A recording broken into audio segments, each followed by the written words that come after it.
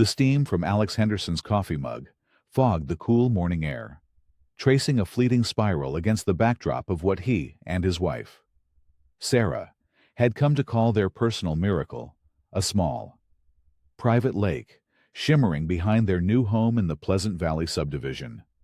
3 months in, and the novelty had not worn off.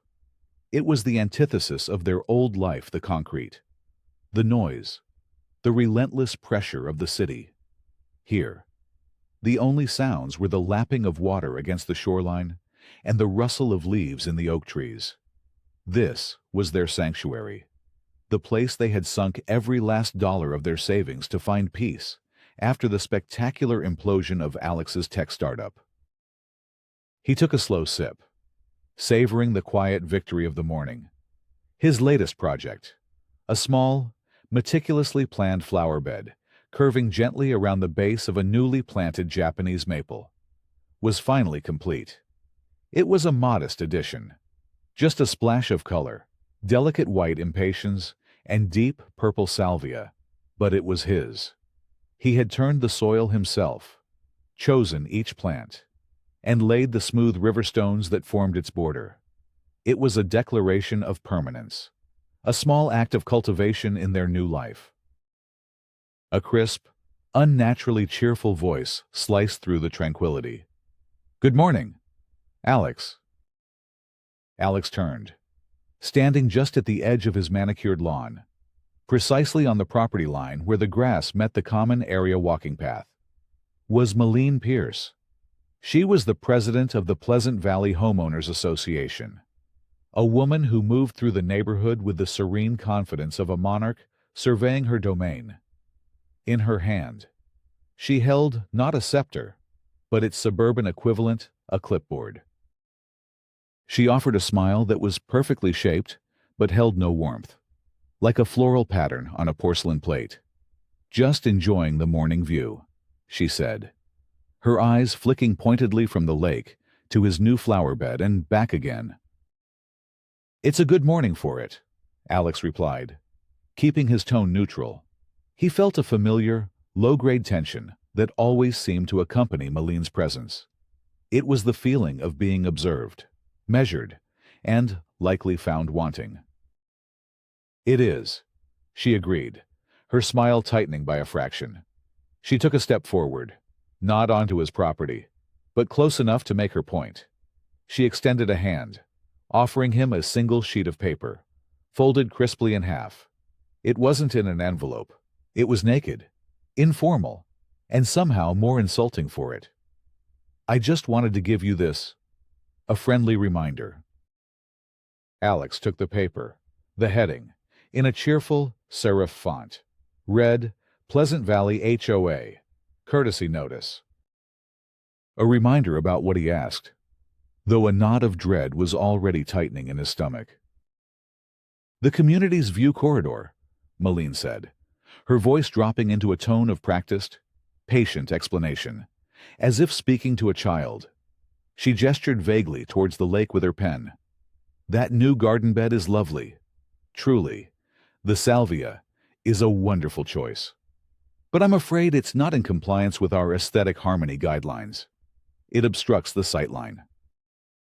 Alex stared at her, then down at the diminutive flower bed, which barely rose a foot off the ground. A chipmunk could have obstructed the view more effectively. From the common path where she stood, her view of the lake was utterly, completely unimpeded. He could see Mrs. Gable from 2 houses down, walking her beagle. She slowed, her curiosity piqued by the quiet, formal exchange taking place on his lawn. This wasn't a shouting match. It was something worse. It was a public, yet civil, display of power, a quiet assertion of authority on his own land, delivered with a smile for any neighbors who happened to be watching. Alex unfolded the paper. It was a printed email, citing a possible violation of the community's covenants, conditions, and restrictions (CC&Rs), and referencing an unspecified view corridor easement. The words were polite, couched in the language of community standards and neighborly cooperation. But the message was clear. This is our space. You just live in it. He looked up from the notice, the paper feeling flimsy and absurd in his hand. Malene was already making a note on her clipboard, the scratch of her pen loud in the stillness. She met his gaze, her smile unwavering. Just have a look at the documents. It's all in there. Have a wonderful day. Alex.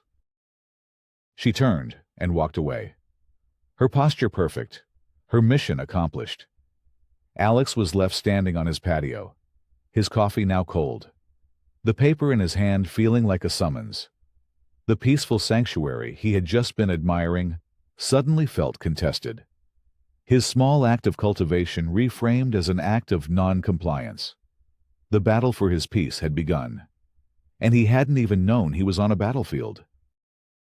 Sarah found him in the home office, staring at the courtesy notice as if it were a complex legal document he was trying to decipher. The faint scent of burnt toast lingered in the air from his forgotten breakfast.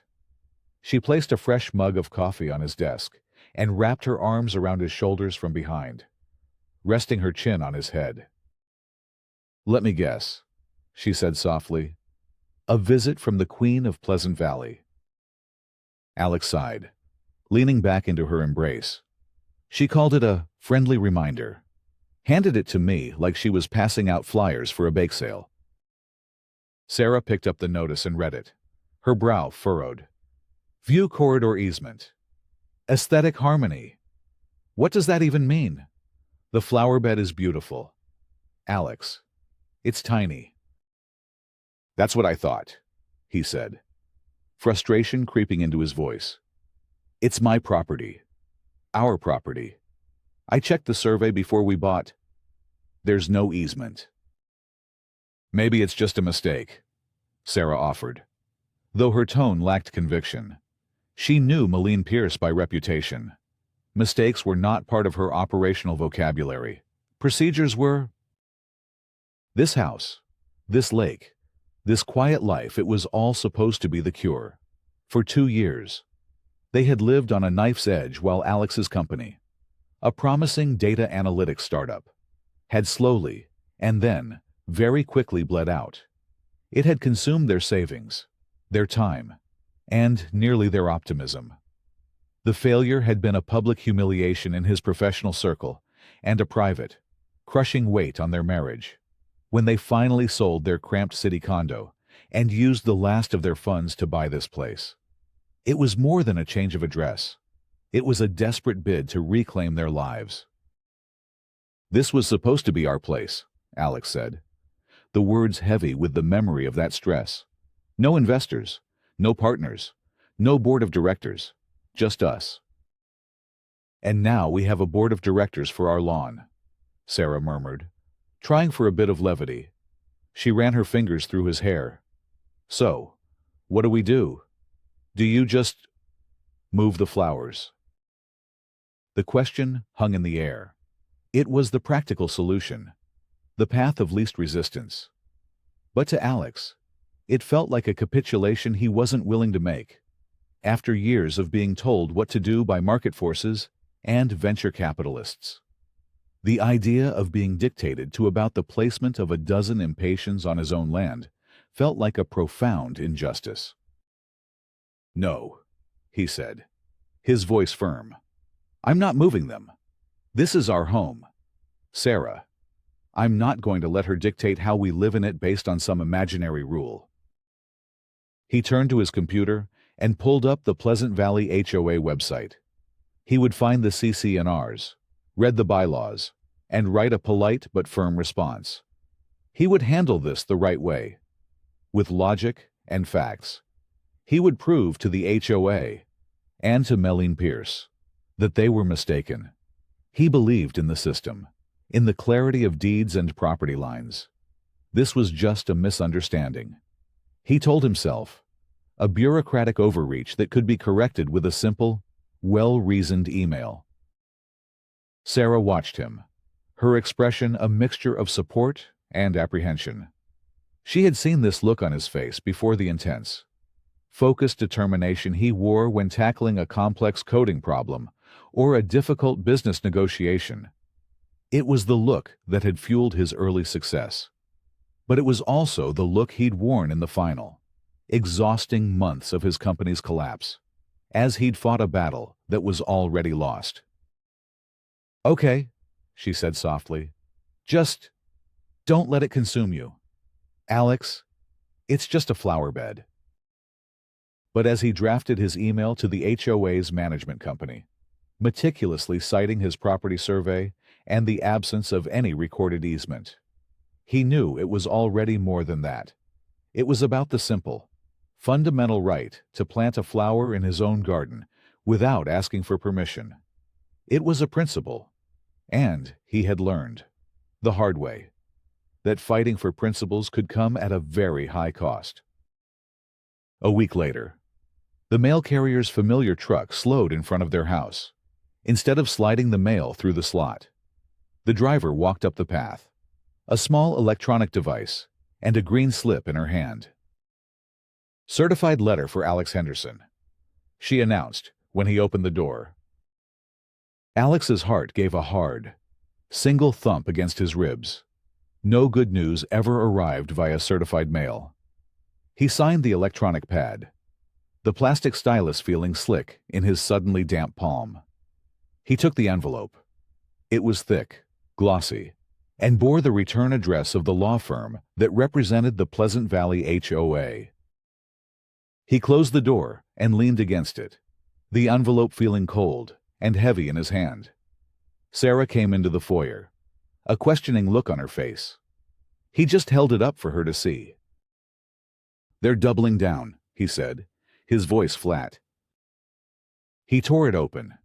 Inside, the document was printed on heavy, official-looking letterhead. The words, "Formal Violation Notice," were centered at the top in a severe, bold font. The friendly, cooperative language of the courtesy notice was gone, replaced by the cold, impersonal prose of legal procedure. "Pursuant to the Declaration of Covenants, Conditions, and Restrictions for Pleasant Valley," it began, "you are hereby notified of a violation of Article 8, Section 8.4.2, Architectural Standards and Aesthetic Harmony on your property, located at 121 Shoreline Drive." It went on to describe the unapproved landscaping installation, his flower bed, and stated that it was in breach of the community's governing documents regarding the preservation of designated view corridors. The words, "formal violation," seemed to lift off the page, and the quiet hum of the refrigerator suddenly sounded like an alarm. The final paragraph was, the hammer blow. "You have 14 days from the date of this notice to cure the violation. Failure to bring the property into compliance within this time frame will result in the levying of fines and may lead to further enforcement action, including but not limited to the placement of a lien on your property." A lien. The word hung in the air between them, charged and dangerous. A lien could jeopardize their mortgage, their credit, their ownership of the very sanctuary they had sacrificed so much to obtain. "This is insane," Sarah whispered, her hand covering her mouth. "Over flowers." But it wasn't about the flowers anymore. It was never about the flowers. The certified letter, with its legalistic jargon and explicit threats, was a formal declaration of war. The polite fiction of a neighborly misunderstanding was gone, incinerated by the formality of the process. This was the system Malene had spoken of, and it was now aimed directly at them. Alex felt a surge of cold anger. He had tried reason. He had tried facts.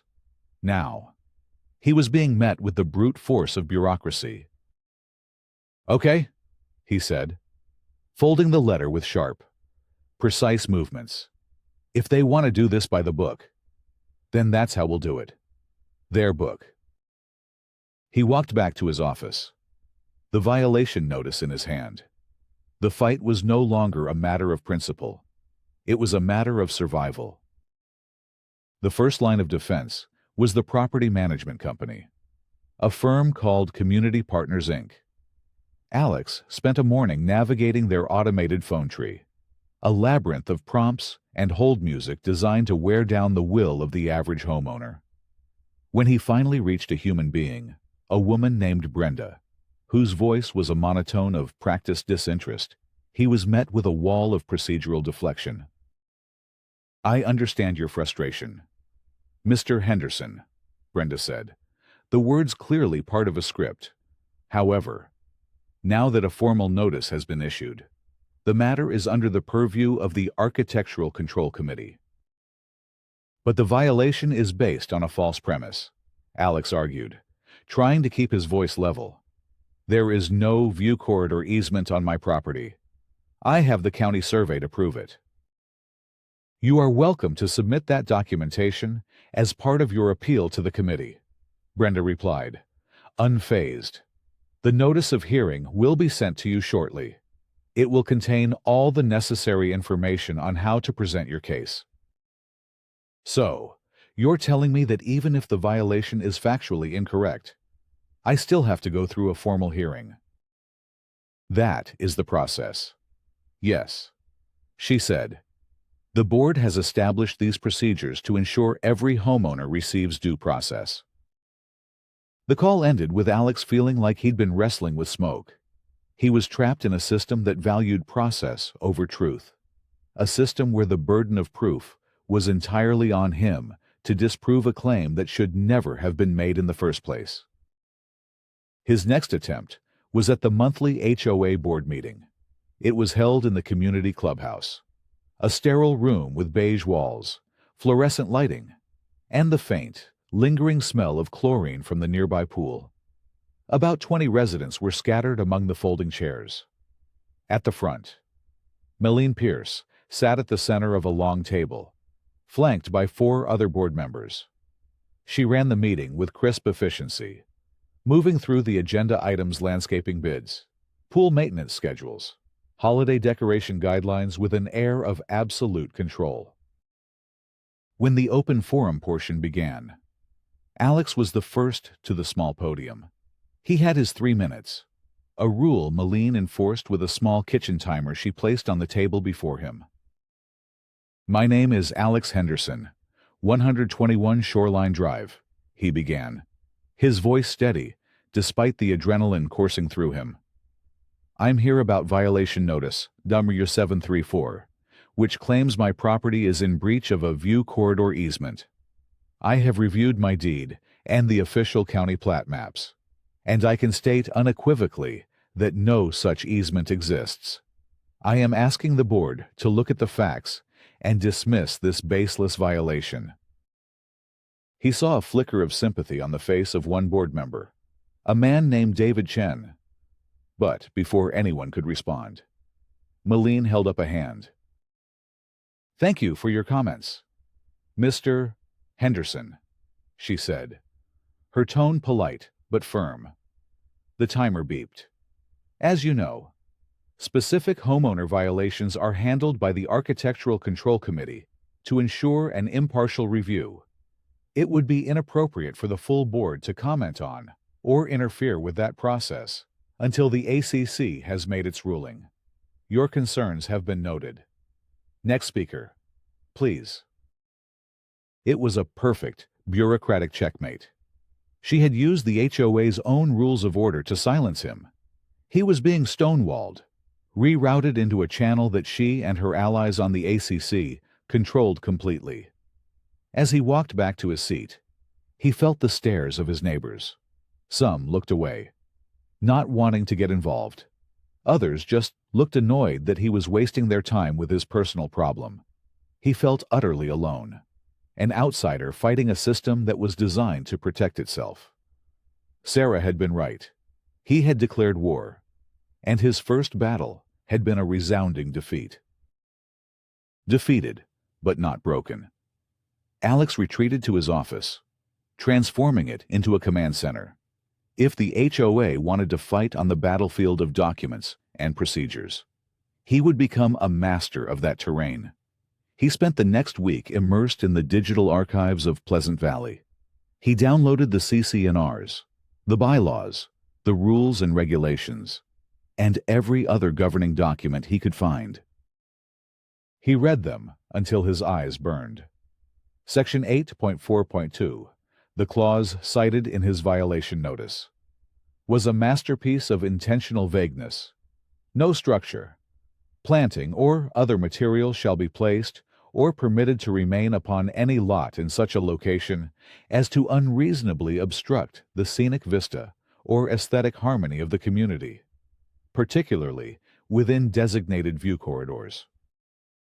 Designated, where he muttered to the empty room. By whom? The document offered no answers. There was no appendix, no map, no list defining where these supposed corridors were. It was a floating, subjective rule that could be applied or misapplied at the board's discretion. He turned his attention to the county.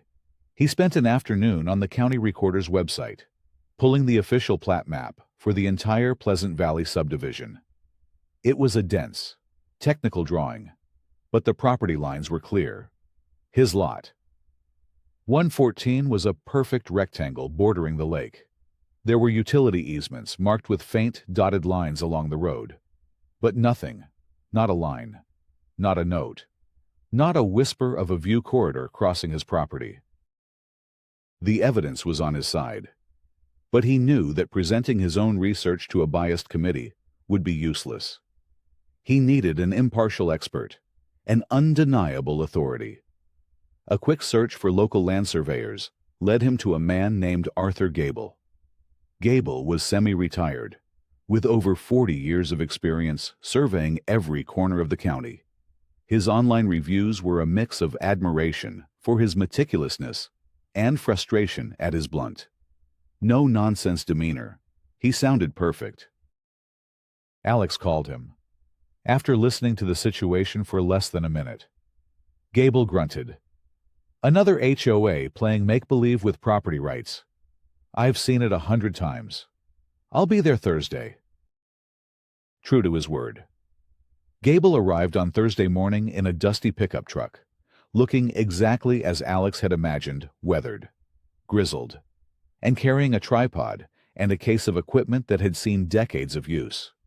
He spent 2 hours on the property, setting up his instruments, taking measurements, and consulting a thick binder of maps.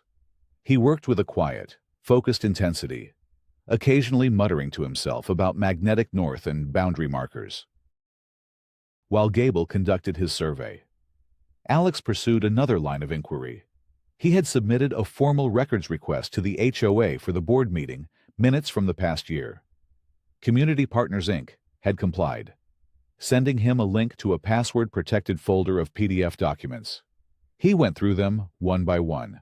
Most were boilerplate records of motions passed and budgets approved. But one file stood out: PVHOH Board Minutes, 2023-03, 15th PDF. It was the meeting from 6 months ago, the one in which Malene Pierce had been elected president after her predecessor had abruptly resigned. He opened the file. Large sections of the document were blacked out. Entire paragraphs were hidden behind thick digital redactions. The official reason, noted at the bottom of the page, was redacted to protect attorney-client privilege and discussion of pending personnel matters. What could they possibly be hiding? What personnel matters and legal discussions had taken place on the very day Malene took power? A cold suspicion began to form in Alex's mind. He scrolled through the unredacted sections. He found a line item under New Business, introduced by Malene herself. Discussion of covenant enforcement strategy for lakeside properties. The minutes of that discussion were completely blacked out. The pieces were beginning to click into place, forming a picture that was darker than a simple neighborhood dispute. This wasn't just an overreach. It was a campaign, and it seemed to have started the moment Malene took charge.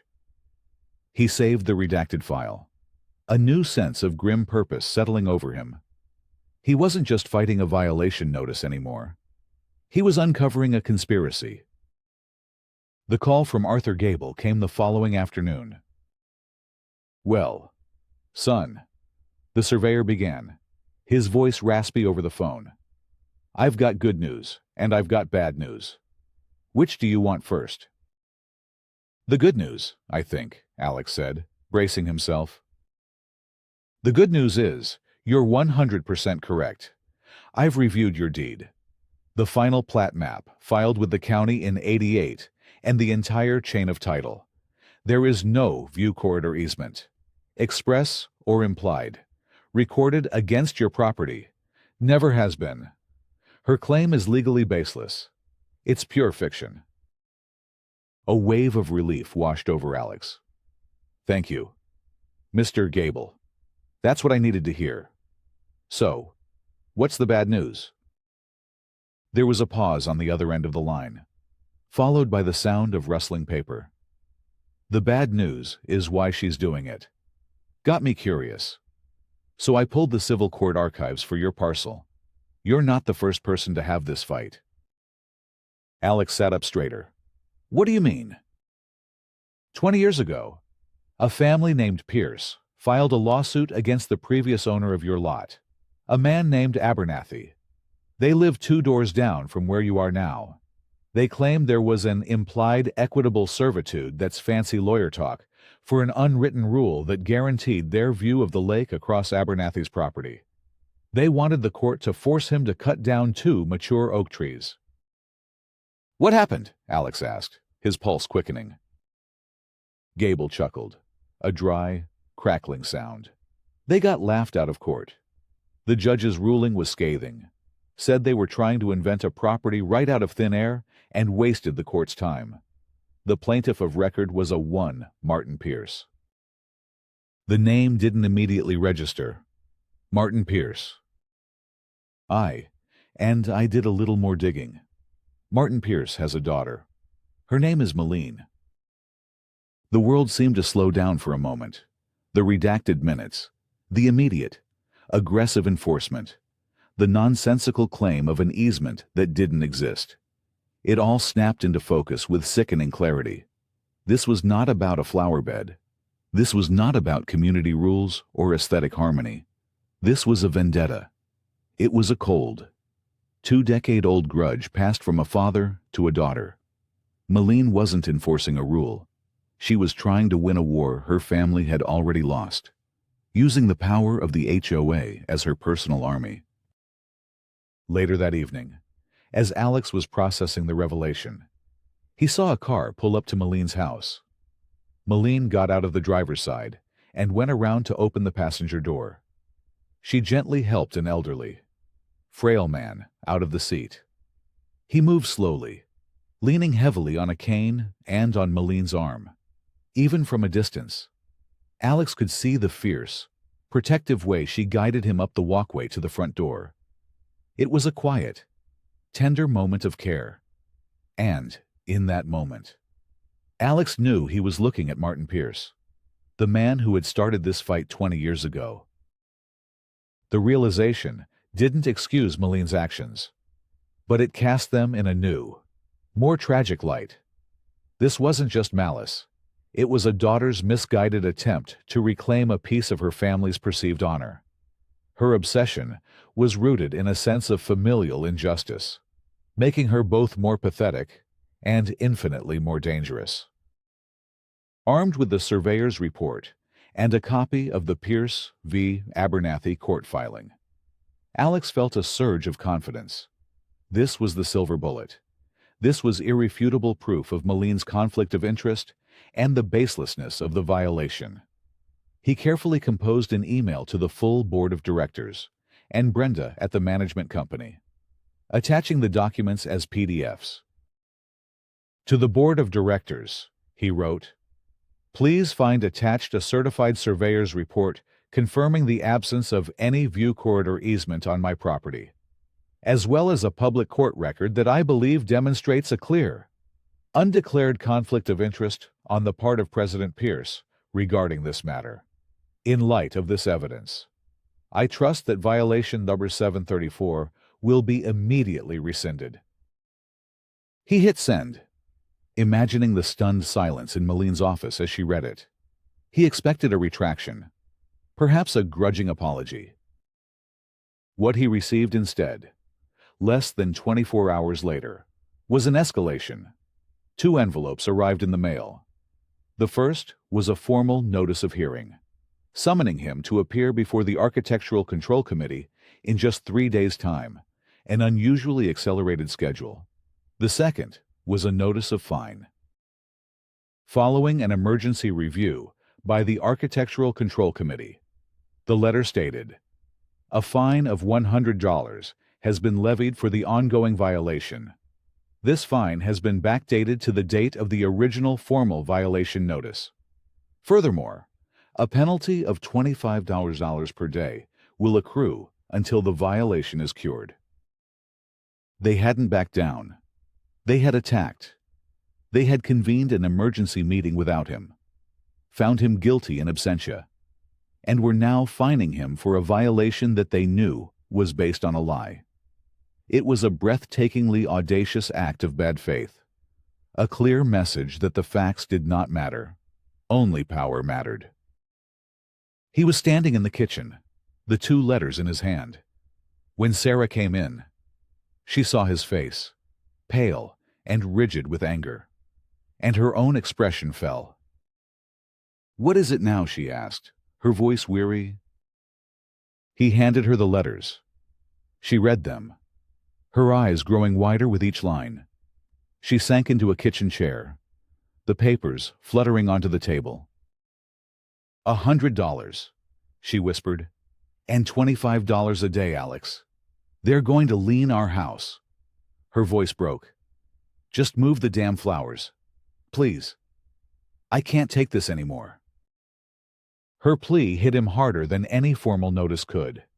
He looked at his wife, at the fear and exhaustion in her eyes, and saw the true cost of his fight. They had moved here for peace, to escape the very kind of high-stakes, soul-crushing conflict he was now embroiled in.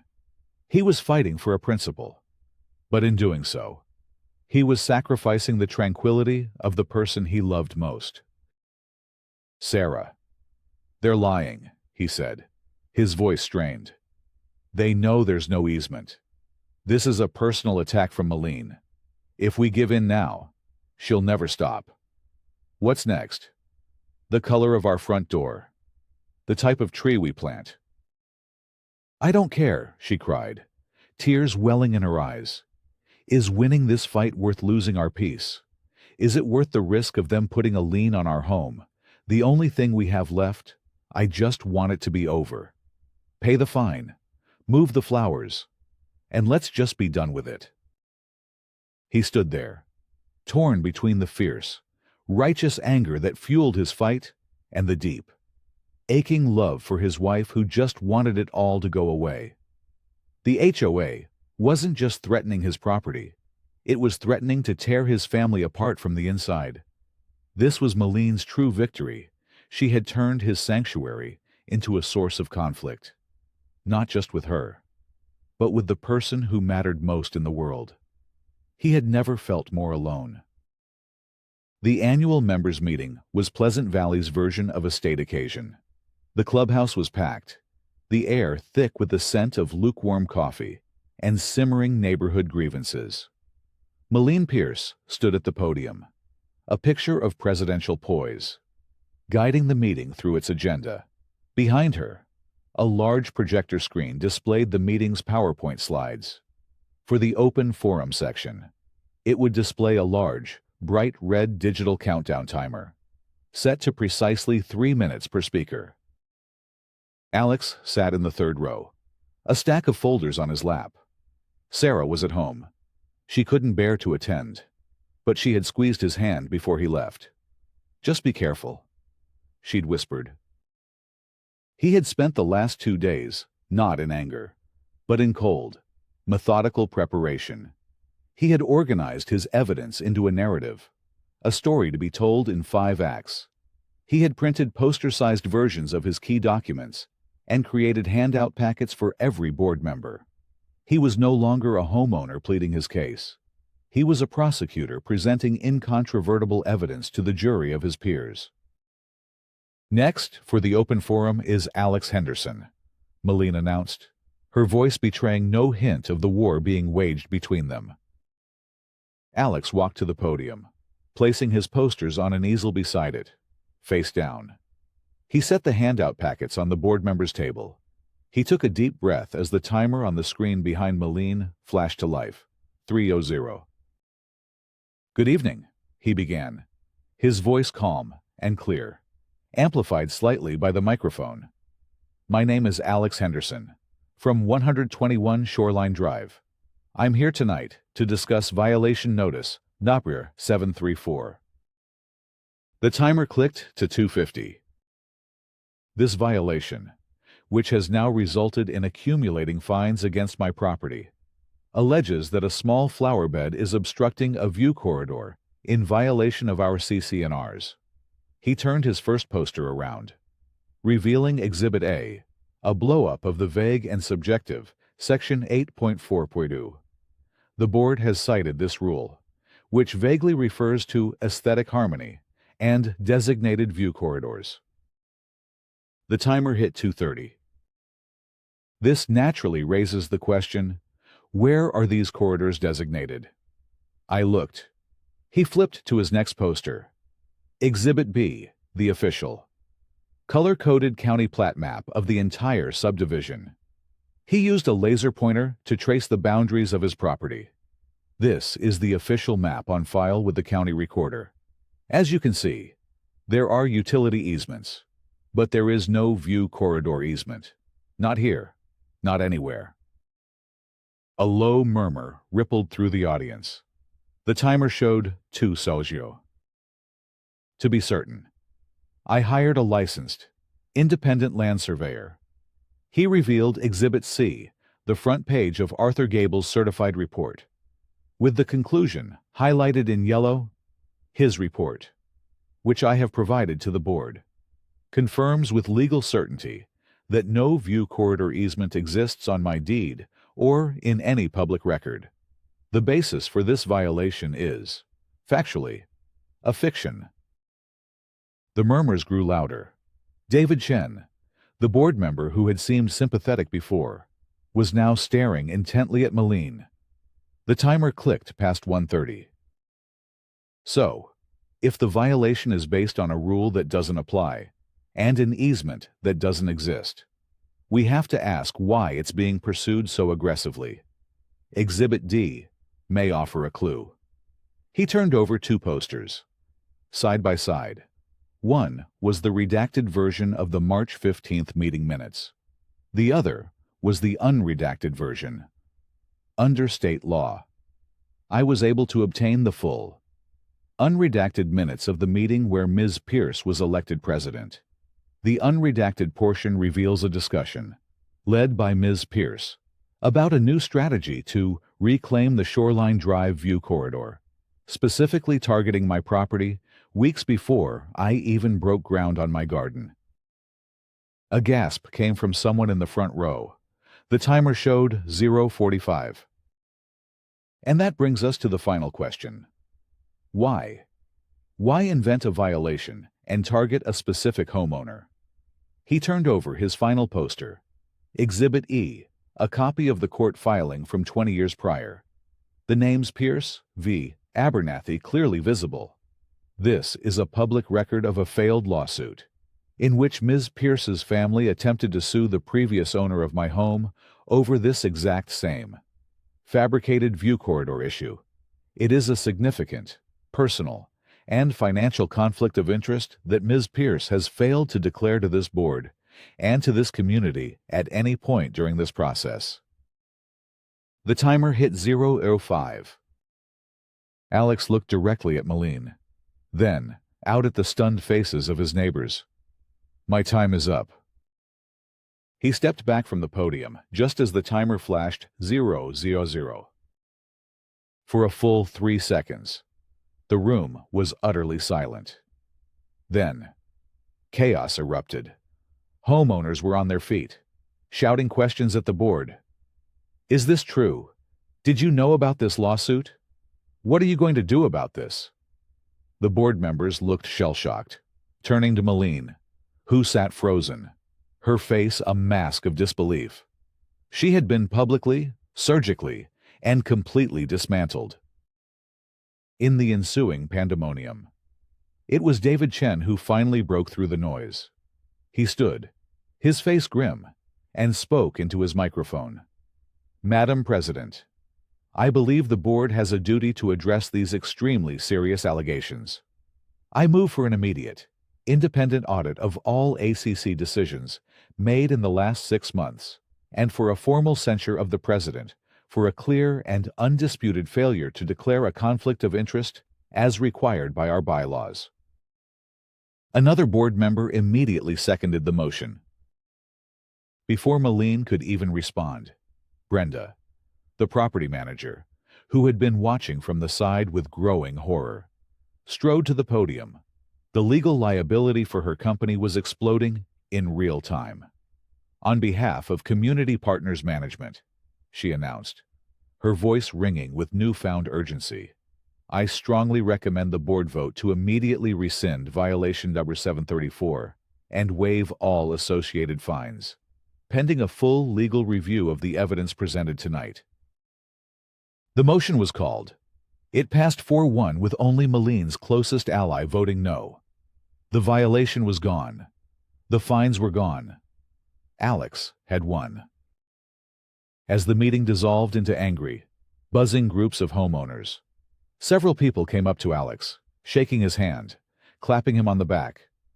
An older man told him about a fence violation Malene had pursued against him for months. A young couple thanked him, saying they had been too scared to fight a notice about the color of their child's playset. He hadn't just won his own battle. He had given voice to a whole contingent of residents who felt bullied and unheard. He had shattered the illusion of Malene's absolute authority. The weeks that followed were a quiet revolution in Pleasant Valley, faced with an open revolt from the membership and the threat of legal action. Melene Pierce resigned from the board, effective immediately.